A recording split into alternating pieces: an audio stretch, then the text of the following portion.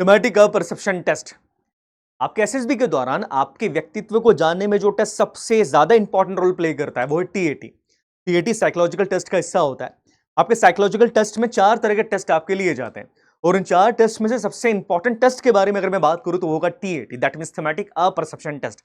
इसके अलावा जो बाकी 3 टेस्ट आपके लिए जाते हैं जैसे एसआरटी, डब्ल्यूटी और एसडी, ये सारे के सारे कंफर्मेटरी टेस्ट होते हैं कि टीएटी के दौरान आपका जो व्यक्तित्व सामने आया है, आपकी जो पर्सनालिटी सामने आई है, उसको कंफर्म करने के लिए बाकी टेस्ट यहां पर लिए जाते हैं। आज हम इसी टीएटी टेस्ट के बारे में बात करेंगे बिकॉज टीएटी के दौरान एस्पिरेंट्स बहुत सारी ऐसी कॉमन मिस्टेक्स करते हैं जिसे अवॉइड किया जा सकता है।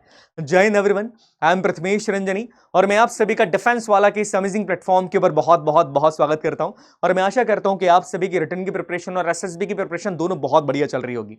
देखिए, थीमेटिक परसेप्शन टेस्ट के बारे में अगर मैं बात करूं तो इस टेस्ट में अपने आप को फेक दिखाना बड़ा मुश्किल होता है। इस टेस्ट के दौरान आपका रियल नेचर, आपका रियल बिहेवियर, आपका थॉट प्रोसेस, आपका वैल्यू सिस्टम, आपका बिलीफ सिस्टम, ये सारी की सारी चीजें बाहर आ जाती है।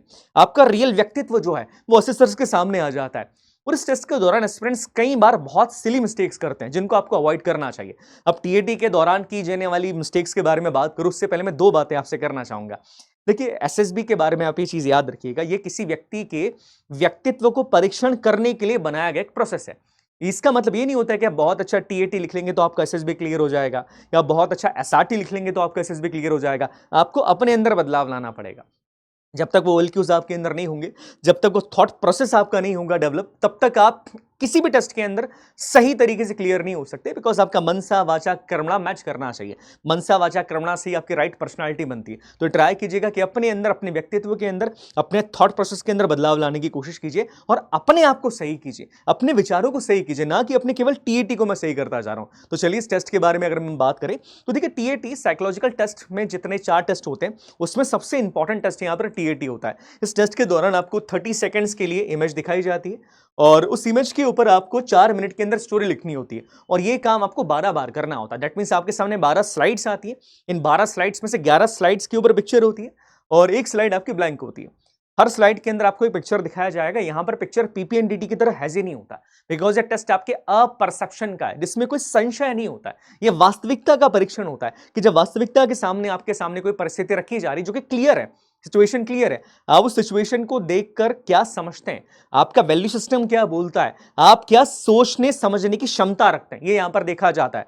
इसके बाद आपको अपनी स्टोरी को लिखना होता है। स्टोरी लिखने के बाद अगेन आपके पास एक पिक्चर दिखाया जाएगा 30 सेकंड्स के लिए, फिर 4 मिनट आपको स्टोरी लिखने के लिए दिए जाते हैं। इस तरीके से लगातार 11 पिक्चर्स आपके सामने आते हैं और उसके बाद 11वीं स्लाइड है वो ब्लैंक स्लाइड होती है। उसके बाद आप जो स्टोरी लिखते हैं वो आपकी इमेजिनेशन के ऊपर डिपेंड करती है। अब इस ब्लैंक स्लाइड को लेकर भी कई सारे मिथ हैं, कई सारे मिसकंसेप्शन है, तो एक वीडियो के अंदर उन मिसकंसेप्शंस के बारे में भी बात करने वाले।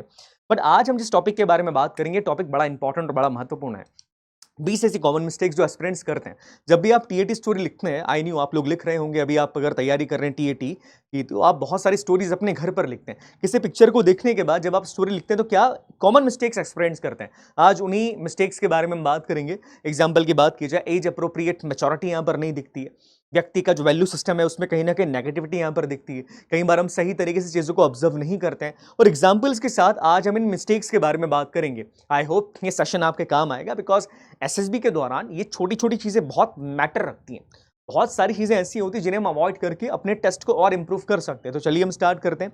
सबसे पहली मिस्टेक के बारे में बात करूं जो बहुत ज़्यादा स्टूडेंट्स करते हैं, यह है आपका पुअर ऑब्जर्वेशन स्किल। देखिए, एक चीज़ आपको समझनी पड़ेगी, थीमेटिक परसेप्शन टेस्ट, ये टेस्ट वास्तविकता का है और वास्तविकता टिकी होती है आपके ऑब्जर्वेशन के ऊपर। आप किस तरीके से चीज़ों का अवलोकन करते हैं। अब यहां पर एस्पिरेंट्स गलती क्या करते हैं कि सही तरीके से पिक्चर को ऑब्जर्व नहीं करते हैं। जब भी पिक्चर आपके सामने 30 सेकंड्स के लिए आती है, आपको पिक्चर में 3 चीजें ऑब्जर्व करनी होती है। नंबर 1, पिक्चर का बैकग्राउंड आप ऑब्जर्व कीजिए बिकॉज आपकी जो स्टोरी है उसी बैकग्राउंड के आसपास टिकी होनी चाहिए। दूसरी बात, आपके जो कैरेक्टर्स है उनका बिहेवियर, दैट मीन्स उनका मूड कैसा है, मूड आपको बॉडी लैंग्वेज से समझ में आ जाता है। तीसरा पॉइंट जो काफी इंपॉर्टेंट है वो ये होता है कि आपके जो कैरेक्टर्स हैं उन कैरेक्टर्स को देखने की क्षमता आपके अंदर होनी चाहिए कि कैरेक्टर्स ने किस तरह के कपड़े पहने, वो कपड़े किस चीज में यूज होते हैं, उनके क्लॉथ्स कैसे हैं, या कोई ऐसे स्पेसिफिक गैजेट उन्होंने पहना हुआ है जो किसी स्पेसिफिक सर्विस के अंदर यूज किया जाता है। ये चीजें आपको देखनी होती है। अब देखिए, यहां पर पुअर ऑब्जर्वेशन स्किल का एक क्लासिकल एग्जांपल देखने को मिलता है। पहली नजर में इस स्टोरी को जब आप देखेंगे तो आपको स्टोरी शायद सही लग सकती है, बट आप स्टोरी को देखिए, 30 सेकंड्स के लिए पिक्चर दिखाया जा रहा है। स्टोरी में लिखा गया है कि I have perceived 2 characters in this picture one is Ram and other is Sita. हालांकि स्टार्टिंग थोड़ी गलत है, बट इस चीज को भी अवॉइड कीजिएगा, हम स्टोरी पढ़ने की कोशिश करते हैं। They are husband and wife and both are experience scientist. My hero is Sita. Sita try to make vaccine of virus monkey pox since last 2 weeks.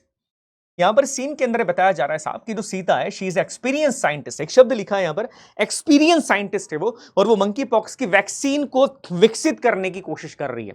अब देखिए, अगर यहां पर पिक्चर को आप देखेंगे तो क्लियरली ऑब्जर्व हो रहा है कि जब भी किसी वैक्सीनेशन के लिए आप किसी वैक्सीनेशन को बनाते हैं, तो आप जिस इन्वायरमेंट में रहते हैं वो बहुत क्लोज और प्रोटेक्टिव इन्वायरमेंट होता है। आपको कई तरह की किट्स पहननी पड़ती है, आपको ग्लव्स पहनने पड़ेंगे, आपको मास्क पहनने पड़ेंगे, बिकॉज आप एक वायरस की वैक्सीन बना रहे हैं। बट यहां पर आप देखिए क्या हो रहा है, यहां पर ना तो ग्लव्स पहने हुए, ना ही यहां पर मास्क पहना हुआ है। तो यहां पर अननेसेसरी चीजों को बहुत एक्सट्रीम के ऊपर ले जाना और अननेसेसरी चीजों को इस तरीके से दिखाना जहां पर आपके ऑब्जर्वेशन स्किल के लिए एक सवाल उठ जाता है, ये एक बहुत बड़ी मिस्टेक्स एस्पिरेंट्स करते हैं। तो याद रखिएगा, ये एक बहुत कॉमन मिस्टेक यहां पर मैंने आपको बताई है कि चीजों को ऑब्जर्व कीजिए। देखिए, ऑब्जर्वेशन के ऊपर ही आपका परसेप्शन टिका होता है और ऑब्जर्वेशन के ऊपर ही आपका अपरसेप्शन भी टिका होता है। ऑब्जर्वेशन प्रोजेक्टिव टेक्निक की होती है, चाबी होती है, याद रखिएगा। जैसे एग्जाम्पल की अगर मैं बात करूं तो पीपीएनडीटी और टीएटी दोनों के दोनों प्रोजेक्टिव टेक्निक टेस्ट है। प्रोजेक्टिव टेक्निक टेस्ट के अंदर क्या किया जाता है, आपके सामने एक पिक्चर को प्रोजेक्ट किया जाता है और उस पिक्चर को देखने के बाद आप एक स्टोरी लिखते हैं। इस स्टोरी के द्वारा आपका वास्तविक व्यक्तित्व जो है वो रिवील हो जाता है। तो ये चीज आपको याद रखना है कि पहली मिस्टेक आप कभी मत कीजिएगा कि अपने ऑब्जर्वेशन स्किल को सही कीजिए। 30 सेकंड्स के अंदर प्रॉपर चीजों को ऑब्जर्व कीजिए, अवलोकन कीजिए, आपको क्या क्या रिसोर्सेज दिख रहे हैं, इन रिसोर्सेज का किस तरीके से आपके स्टोरी के अंदर उपयोग किया जा सकता है, ये सारी चीजें आपके दिमाग के अंदर होनी चाहिए। दूसरी मिस्टेक के बारे में अगर मैं यहां पर बात करें वो होगा अवॉइडिंग द सिचुएशन। कई बार कोचिंग्स के अंदर और कई बार एक प्री कंसीव्ड नोशन माइंड के अंदर होता है कि सिचुएशंस को अवॉइड करना। फॉर एग्जांपल की बात की जाए, जैसे ये पिक्चर यहां पर देकर रखा है, अब यहां पर दिख रहा है क्लियरली कि सिचुएशन यहां पर नेगेटिव है। सिचुएशन को अननेसेसरी पॉजिटिव बनाना भी एक बहुत बड़ी समस्या होती है। अब क्लियरली यहां पर दिख रहा है कि सिचुएशन नेगेटिव है, ये अस्पताल का सीन है, बैकग्राउंड का हम ऑब्जर्व करें तो यहां पर एक लाश पड़ी हुई है और चेहरे के ऊपर पर्दा लगा हुआ है, या चेहरे के ऊपर बेसिकली अगर मैं कहूं कि चादर ढकी हुई है। अब इस तरह की सिचुएशंस को अवॉइड करना सिखा दिया जाता है। नेवर डू दैट, ये चीज आपको कभी भी नहीं करनी। सिचुएशन को अवॉइड मत कीजिएगा। देखिए, इस तरह की सिचुएशंस आपको जानबूझ के दी जाती है ताकि इस प्रेशर की सिचुएशन के अंदर आप किस तरीके से रिएक्ट करते हैं, आपका रिस्पॉन्स क्या होता है, आप किस तरीके से सोच पाते हैं, यही चीजें असेसर देखना चाहते हैं। बट हम लोग क्या करते हैं, हम सिचुएशन को अवॉइड कर देते हैं। एग्जाम्पल की बात करें, हम ड्रामा बताने की कोशिश करते हैं, हम कहेंगे नहीं साहब तो ड्रामा चल रहा था, मूवी का एक सीन चल रहा था। Don't do that. इस तरह की परिस्थिति के अंदर अभी आपकी जिम्मेदारी होती है कि अगर सिचुएशन नेगेटिव देकर रखी है तो आप कैसे उसको एक पॉजिटिव एंडिंग के अंदर लेकर आते हैं, आपका माइंडसेट इस समय पर क्या बोलता है, बिकॉज इस तरह की परिस्थिति व्यक्ति के जीवन के अंदर कभी भी आ सकती है। तो याद रखिएगा, never try to avoid this situation, ये चीज कभी भी अवॉइड नहीं करना है आपको। इस छोटी सी बात के बारे में आपको ध्यान रखना है कि सिचुएशंस को किसी भी कीमत पे अवॉइड मत कीजिएगा। इसके बाद जो तीसरी और सबसे कॉमन मिस्टेक आजकल देखने को मिलती है वो है पुअर क्रिटिकल थिंकिंग। आपकी क्रिटिकल थिंकिंग बड़ी कमजोर होती है। देखिए, क्रिटिकल थिंकिंग का मतलब क्या होता है कि जब आपके सामने कोई परिस्थिति आती, उस परिस्थिति को आप समझते किस तरीके से, आप किस लेवल तक उसको एनालाइज कर पा रहे हैं, आपका सिचुएशनल अवेयरनेस कितना है, आप परिस्थिति को समझ किस तरीके से पा रहे हैं। अब सीधी बात है, जब तक समस्या ही आपको समझ में नहीं आएगी आप समाधान कैसे कर सकते हैं।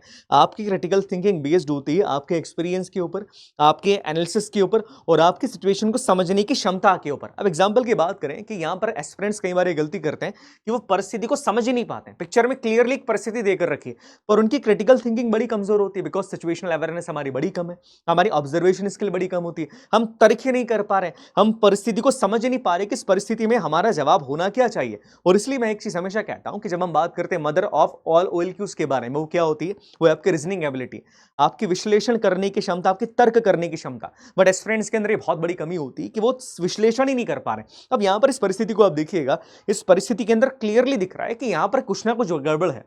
3 लोग यहां पर बैठे, जिसमें से एक व्यक्ति सिगरेट यहां पर पी रहा है और बाकी लोग यहां पर ताश खेल रहे हैं, जो कि समाज के लिए भी सही नहीं और बच्चे की साइकोलॉजी के लिए भी सही नहीं है। अब यहां पर एस्पिरेंट्स की स्टोरी को अगर मैं देखूं तो यहां पर बच्चा कह रहा है, there were 3 friends named Ravi, Shiv and Param of same age of group of approx 32 are meeting after had a good time. They all were happy to see each other. Param wife is working woman, so Param took his son Prem of age 10 with them. All 3 friends gather and celebrate their reunion in club. They were chilling with cigar and cards. They were chilling in cigar with cards. मतलब बच्चे के हिसाब से एक 10 साल के बच्चे के सामने सिगार पीना और कार्ड्स खेलना ये एक चिलिंग वाली बात है। यहाँ पर सोशल एथिक्स टोटली लेक कर दिए गए।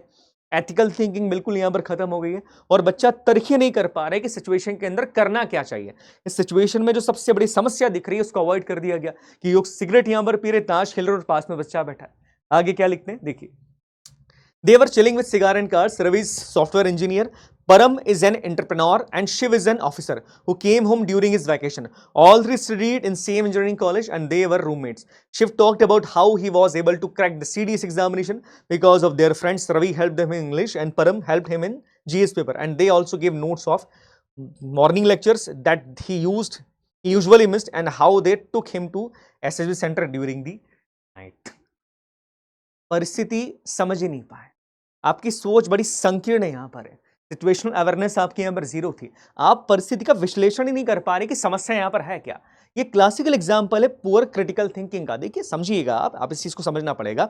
जब भी कोई पिक्चर आपके सामने आती है, उस पिक्चर को आप जब ऑब्जर्व करते हैं तो उस पिक्चर के अंदर अगर कोई आपको समस्या दिख रही है, वो समस्या आपको दिखनी चाहिए, आपकी एज के अप्रोप्रिएट आपको बिहेवियर करना पड़ेगा, आपकी मैच्योरिटी वहां पर दिखनी चाहिए। पिक्चर के अंदर क्लियरली अगर एक समस्या यहां पर दिख रही है, पर कई बार एस्पिरेंट्स की सोचने की क्षमता बड़ी कमजोर होती है, उस लेवल तक नहीं सोच पाते और ये आपके ऊपर एक बहुत बड़ा क्वेश्चन मार्क क्रिएट कर देता है बिकॉज आपके पुअर ऑब्जर्वेशन, आपकी पुअर क्रिटिकल थिंकिंग और आपकी सिचुएशन को समझ ना पाने की क्षमता आपके एसएसबी से बाहर होने में ज्यादा ही हेल्प कर देगी। तो इस बात को आपको ध्यान रखना है कि अपने क्रिटिकल थिंकिंग को बढ़ाइए, किसी सिचुएशन को समझने के लिए उसका एनालिसिस कीजिए, उसके चार पहलू तो चारों पहलुओं के बारे में आप सोचिए, सिचुएशन को समझिए, अवेयर होइए उससे, उस सोल्यूशन के क्या क्या, उस प्रॉब्लम के क्या क्या सोल्यूशंस निकल सकते हैं, उन सोल्यूशंस को ऑब्जर्व कीजिए और सोल्यूशंस में से भी बेस्ट सोल्यूशन क्या है वो आपको यहां पर देखना पड़ेगा जो परिस्थिति के अकॉर्डिंग यहां पर फिट हो जाता है। तो ये छोटी सी बात इसको याद रखिएगा, ये अपने आप में एक बहुत बड़ी समस्या होती है।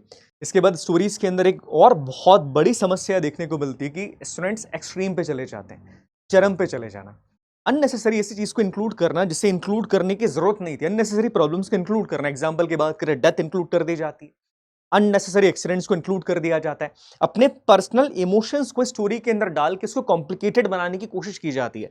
एग्जांपल की बात करें, एग्जांपल देखिएगा यहां पर, Sita 28 pursuing biochemistry from Delhi university, she saw many dengue patients in her family who died due to this, so she decided and have interest to make medicine for the dengue to cure people. शुरुआत में देखने में story काफी ठीक लग रही है, but आप जब यहां पर देखेंगे तो अपना जो पर्सनल लॉस है उसको एक्सट्रीम बता दिया गया है। यहां पर क्या कहा जा रहा है कि अपने परिवार के अंदर कई सारे पेशेंट्स उसने देखे ऐसे साहब जो कि डेंगू से मर गए। अननेसेसरी अपने इमोशंस को शो नहीं करना है आपको, अपने पर्सनल लॉस को एक्सट्रीम बताने की जरूरत नहीं है और ये बहुत बड़ी समस्या आती है। स्टूडेंट्स कई बार क्या करते हैं, डेथ इंक्लूड कर दी जाती है अननेसेसरी जहां पर जरूरत नहीं है, कई बार एक्सीडेंट्स को इंक्लूड कर दिया जाता है जहां पर जरूरत नहीं थी, कई बार बता दिया जाता है अननेसेसरी कितने लोग मर गए। तो देखो ये जो चीजें होती है ये आपके एक नेगेटिव नेचर को शो कर देती है, आपका एक हिडन इंपल्स जो है नेगेटिविटी का वो सडनली सामने आने लगता है। तो ट्राई कीजिएगा कि आपको एक्सट्रीम को अवॉइड करना है। देखो चरम जो है वो हमेशा गलत ही रहेगा, इस चीज को याद रखिएगा। बहुत एक्सट्रीम पे आप जाएंगे, आप जितनी एक्सट्रीम प्रॉब्लम यहां पर लेंगे उतना मुश्किल होगा उस समस्या का समाधान आपके लिए ढूंढना। तो इस छोटी सी बात को याद रखना है कि never go for the extreme, बहुत एक्सट्रीम के ऊपर मत जाइएगा और अननेसेसरी जो पर्सनल लॉस है उसको ज्यादा दिखाने की कोशिश मत कीजिए, अपने पर्सनल इमोशंस को बहुत एक्सपांड करने की कोशिश आपको अपनी स्टोरीज के अंदर नहीं करना है। आपकी स्टोरी सिंपल होनी चाहिए, समस्या अगर आप लेकर आते हैं, इंट्रोड्यूस करते हैं, it should not be extreme, ये कॉमन समस्या होनी चाहिए जिसका समाधान आप कर सकते हैं, है ना। आप कई बार क्या किया जाता है, एस्पिरेंट्स अपने इंडिविजुअल हीरोइज्म को दिखाने की कोशिश करते हैं, ऐसे काम करने की कोशिश करते हैं जो कि एक व्यक्ति के लिए संभव नहीं होते। तो ये चीजें से थोड़ा सा आपको बचना पड़ेगा। आगे हम बात करें एक नेक्स्ट प्रॉब्लम जो काफी बड़ी समस्या यहां पर मानी जाती है, that is lack of social intelligence. देखिए हम सभी एक समाज के अंदर रहते हैं और आप मैं जितने स्टूडेंट्स एसएसबी देने के लिए जाते हैं वो सारे के सारे समाज के नियमों से बंधे हुए हैं। कुछ एक्शंस ऐसे होते हैं जो समाज के हिसाब से सही नहीं हो सकता, आपके हिसाब से वो एक्शन सही हो, आपकी पर्सनल थिंकिंग के हिसाब से वो एक्शन सही हो, पर समाज के हिसाब से वो एक्शन सही नहीं होते, उन्हें इनएथिकल माना जाता है, वो एथिकल नहीं होते। उससे आपका वैल्यू सिस्टम क्लियरली शो होने लग जाता है कि आपकी वास्तविक विचारधारा है क्या, आप सोचते हैं कैसे। और कई बार एस्पिरेंट इस तरह की स्टोरीज लिखते हैं जिसमें अपने हीरो, अपने हीरोइन, अपने प्रोटैगनिस्ट के ऐसे एक्शंस को दिखाया जाता है जो कि समाज के अंदर एक्सेप्टेबल नहीं है। इस चीज को आपको याद रखना है और आपकी सोशल इंटेलिजेंसी वहां पर कम दिखाई देती है। देखिए हम सभी सोसाइटी के अंदर रहते हैं, आपके जो भी एक्शंस होते हैं उसमें एक मर्यादा का आपको ध्यान रखना है, बिकॉज आप अगर उस मर्यादा का ध्यान नहीं रखेंगे तो आपके बिलीफ सिस्टम पे, आपके वैल्यू सिस्टम पे एक बहुत बड़ा सवाल क्रिएट हो जाता है। एग्जाम्पल की बात करें, अगर मैं स्टोरी की बात करूं, यहाँ पे क्लियरली मुझे दिख रहा है एक महिला अंदर आ रही है खिड़की से, एक लड़के यहाँ पर खड़ा हुआ है। अब देखिए यहाँ पर क्या स्टोरी लिखी जाती है, Aman, 22 years old, is a student of BTech last year. He was self-studies preparing for CDS examination. After college classes, he has many friends, including a girlfriend named Sangeeta. They both always care for one another. Okay, English को छोड़ दीजिएगा. Today his phone got accidentally silent and he remains his phone in cupboard and closed door as per his habit and started studying for hours because he doesn't want to get distracted. He was unknown that Singada made many calls and didn't get answer. Singida got worried about him. She decided to go to his home, call Aman by window because his parents always answer he is not at home. His parents doesn't disturb him because some of his friends having bad habits. Singida from Aman's room window, okay, was angry and lectured him a lot. देखिए यहाँ पर story के अंदर बच्चा बचाने की कोशिश क्या कर रहा है ना. अब देखिए कई सारी स्पेलिंग मिस्टेक्स और मेजर मिस्टेक्स को अवॉइड भी कर दिया जाए. यहाँ पर स्टोरी के अंदर ये कहा जा रहा है कि एक बच्चा जो है, एक एस्पिरेंट जो है, उनकी कोई गर्लफ्रेंड है और जब वो फोन नहीं उठाते हैं बिकॉज वो पढ़ाई कर रहे हैं, फोन नहीं उठाते हैं, तो उनकी गर्लफ्रेंड खिड़की से ऊपर आ जाती है. आप किस तरह की स्टोरी की बताना चाह रहे हैं? आप यहां पर अपनी सोशल इंटेलिजेंसी को कहीं ना कहीं अवॉइड कर देते हैं. आप अपनी मर्यादा को यहां पर क्रॉस कर रहे हैं. और याद रखिएगा, मैंने एक चीज आपसे पहले भी कही है कि आपके IQ, EQ सबसे ज्यादा इंपॉर्टेंट होता है आपका SQ. वो सबसे ज्यादा इंपॉर्टेंट है. अगर IQ और EQ के अंदर कोई समस्या है तो उसे ठीक किया जा सकता है, पर SQ वास्तविकता में आपके चरित्र को दिखाता है. और इस तरह की स्टोरीज के अंदर आप क्या करें, आपकी सोशल इंटेलिजेंसी को आप कहीं ना कहीं खत्म करने की कोशिश करते हैं. तो ट्राई कीजिएगा. आपको इस चीज को ध्यान रखना है कि हम समाज के अंदर रहते हैं, एक सोशल एथिक्स को हम फॉलो करते हैं, उस एथिक्स को हम अपनी स्टोरी के द्वारा डिविएट ना करें. ये छोटी सी बात याद रखिएगा. अगली समस्या के बारे में अगर मैं यहाँ पर बात करूँ, अगर रॉन्ग प्रॉब्लम आइडेंटिफिकेशन, समस्या को ही आइडेंटिफाई नहीं करना. अगर पिक्चर आपको दिया गया, पिक्चर बड़ा क्लियर है, अब आप समस्या आइडेंटिफाई नहीं कर पा रहे. आप अगर समस्या को सही तरीके से आइडेंटिफाई नहीं कर पाते तो सीधा पहला सवाल उठता है आपकी ऑब्जर्वेशन स्किल के ऊपर कि आप सही तरीके से चीजों को ऑब्जर्व कर पाते हैं कि नहीं कर पाते. और जितना पुअर आपका ऑब्जर्वेशन होगा उतना पुअर आपका मेंटल एक्टिविटी, आपका मेंटल अवेयरनेस माना जाता है कि आपका ब्रेन इतना डेवलप ही नहीं है, आपके विचार इतने डेवलप हो ही नहीं पाए कि आप समस्या को भी समझ सके. फॉर एग्जाम्पल की बात करें, इस पिक्चर के अंदर क्लियरली यहां पर दिख रहा है कि दो बच्चे हैं, पीछे स्कूल बैग है, यहाँ पर रोते हुए जा रहे हैं और क्लियरली यहाँ पर ये चीज दिखाई दे रही है. अब यहाँ पर इस पिक्चर के ऊपर स्टोरी लिखी जा रही है. The story based on 2 children, the name of the respectively Sumit and Rajveer. Both are class 8 students. One day they had saw the mango tree on the way of their school from home. There seems to no one is there, so they can cut the mango from the tree. So they throw the stone from the mango. Okay, the stones was fall with the great force on the head of the Mali. The Mali came suddenly and caught them. He shouted both of them why they don't follow the rules. Even the boards was already hanged. Instead, both of you are not following. So the Mali stuck their ears and going from their parents to complain about both of them. क्या समस्या यहां पर थी? The wrong problem identification. यहां पर picture को describe कर दिया गया पर समस्या नहीं बताई जा रही है. पत्थर पेगा, पत्थर माली पे लगा, माली उनको लेकर जा रहा है, बट समस्या क्या है यहां पर? What is the problem? समस्या यहां पर क्या आती है? आपका हीरो जो है, आपका प्रोटैगनिस्ट जो है, वो किसी ना किसी समस्या का समाधान यहां पर कर रहा होगा, बिकॉज ये एक डायनेमिक सिचुएशन है. अब इस समस्या का समाधान आप क्या कर रहे हैं, ये तब पता लगेगा जब आप समस्या को आइडेंटिफाई कर पाएंगे. ये बहुत बड़ी प्रॉब्लम होती है और ये सेम समस्या तब आती है जब आप स्टोरी को शुरू करते हैं. That means what is happening in the story से पहले अगर मैं बात करूं कि क्या परिस्थिति थी, ऐसा क्यों हुआ, ये सिचुएशन क्यों आई, ये हम बता ही नहीं पाते. तो एक बहुत बड़ी समस्या है और ये डिपेंड करती है आपकी क्रिटिकल थिंकिंग के ऊपर, आप कितना सोच सकते हैं. और याद रखिएगा, जब भी डायनेमिक पिक्चर्स आपको दिखाए जाते हैं तो रॉन्ग प्रॉब्लम आइडेंटिफिकेशन का करना ये बहुत बड़ी समस्या आपके लिए क्रिएट कर देगा. तो इस बात का ध्यान रखना है कि कम से कम रॉन्ग प्रॉब्लम आइडेंटिफिकेशन आप ना करें. नेक्स्ट पॉइंट के बारे में अगर बात करूं तो that is not able to handle emotional situations. कई बार ये चीजें होती हैं कि कई बार आपको TAT के दौरान कई ऐसे पिक्चर्स दिखाई जाती हैं जिसमें किसी ना किसी इमोशनल सिचुएशन को दिखाया जा रहा है, परिस्थिति काफी इमोशनल हो जाती है. बेस्ट फ्रेंड अपने पर्सनल एक्सपीरियंस के आधार के ऊपर, अपने माइंडसेट के आधार के ऊपर उस इमोशनल सिचुएशन को हैंडल नहीं कर पाते हैं. कई बार यहाँ पर एस्पिरेंट्स की सुसाइडल टेंडेंसी दिखाई देती है. कई बार इमोशंस में इतना बह जाते हैं कि पिक्चर के अंदर जो प्रॉब्लम है या प्रॉब्लम नहीं भी है तो उस सिचुएशन को आइडेंटिफाई नहीं कर पाते हैं. जैसे इस पिक्चर के बारे में अगर मैं बात करूँ तो एक क्लासिकल एग्जाम्पल होगा. यहाँ पर one evening Tom entered a quite dilemma little room where there was a friend Lily lay in bed. She had been sick for a long time and Tom came an early day to check on her. Today, however, something felt different. As he approached the bed, he realized that Lily wasn't moving. Her eyes was closed and her face look peaceful but she wasn't breathing. Unnecessary dramatically role देने की कोशिश की गई story को। क्यों हो रहा है ऐसा? बिकॉज सिचुएशन को हम समझ ही नहीं पा रहे, हम हैंडल नहीं कर पा रहे हैं, हमारी क्षमता नहीं कि इस इमोशनल परिस्थिति को कैसे हैंडल किया जाए। तो याद रखिएगा कि बहुत बड़ी समस्या होती है। तो ट्राई कीजिए, टीएटी के अंदर आप इस तरह की स्टोरीज की प्रैक्टिस कर सकते हैं जहां पर आपको किसी इमोशनल सिचुएशन को हैंडल करना हो। याद रखना, ये बहुत बड़ी समस्या है, कोई छोटी मोटी समस्या नहीं है, ये बहुत बड़ी समस्या है, इसका ध्यान आपको रखना पड़ेगा। नेक्स्ट अगर हम बात करें, दैट इज इनअप्रोप्रिएट रिलेशन। कुछ समय से ये देखा जा रहा है कि जब टीएटी के दौरान एस्पिरेंट्स को कुछ पिक्चर दिखाई जाती है, तो शायद से सोशल मीडिया का प्रभाव हम कह लें, चाहे आज के समय के अंदर जो चीज़ें चल रही है उसका प्रभाव हम कह लें, जो रिलेशन बताए जाते हैं कैरेक्टर्स के बीच में वो बड़े इनअप्रोप्रिएट होते हैं, जो कि समाज के लिए भी सही नहीं है और पिक्चर को ऑब्जर्व किया जाए तो भी सही नहीं होते हैं। लाइक पीपीएनडीटी के दौरान भी मैंने ये पिक्चर आपको सेम दिखाया था, जहाँ पर इस पिक्चर में क्लियरली दिखता है साहब कि दो ऐसे लोग हैं जिनकी बॉडी लैंग्वेज देखकर समझ में आता है कि इनका रिलेशन काफी क्लोज है। एग्जाम्पल की बात करें, रिलेशन आपका भाई बहन का भी हो सकता है, हस्बैंड वाइफ का भी रिलेशन यहाँ पर हो सकता है, पर अननेसेसरी हम ऐसे रिलेशंस बनाते हैं जो कि इनअप्रोप्रिएट हैं। फॉर एग्जाम्पल की बात करें, इस पिक्चर के अंदर रिलेशन बताया गया है कि व्यक्ति जो है ये किसी दूसरे शहर से आया है और महिला इसी शहर की है। ये व्यक्ति इस महिला से रास्ता पूछ रहा है। कोई भी व्यक्ति किसी महिला से रास्ता पूछते समय उसे टच नहीं करने वाला है। ये बहुत बड़ी समस्या यहाँ पर दिखती है और ये केवल एक पिक्चर की बात नहीं है। अननेसेसरी गर्लफ्रेंड बॉयफ्रेंड ये चीजें लेकर आना, अननेसेसरी ऐसा रिलेशन लेकर आना जो कि समाज में एक्सेप्टेबल नहीं है आज भी, तो ये अननेसेसरी चीजें आपको नहीं करनी है। बिकॉज इन अप्रोप्रिएट रिलेशनशिप, मैं फिर कहूंगा, आपके एसक्यू के ऊपर एक बहुत बड़ा सवाल क्रिएट कर देता है। तो याद रखिएगा, इस तरह की मिस्टेक्स मत कीजिए। आपको क्लियरली दिख रहा है, जब आप ऑब्जर्व करते हैं तो आप क्लियरली देख सकते हैं कि क्लोज रिलेशनशिप में चीजें किस तरीके से चलती है। बट जब स्ट्रेंजर्स हैं तो वो एक लिमिट बनाकर रखेंगे पिक्चर के अंदर भी। तो एक छोटी सी बात आपको ध्यान रखनी है और इसी के बेस पर आपकी स्टोरी होनी चाहिए। नेक्स्ट अगर हम यहां पर बात करें, होगा आपका no age appropriate response. Age appropriate maturity का कम होना।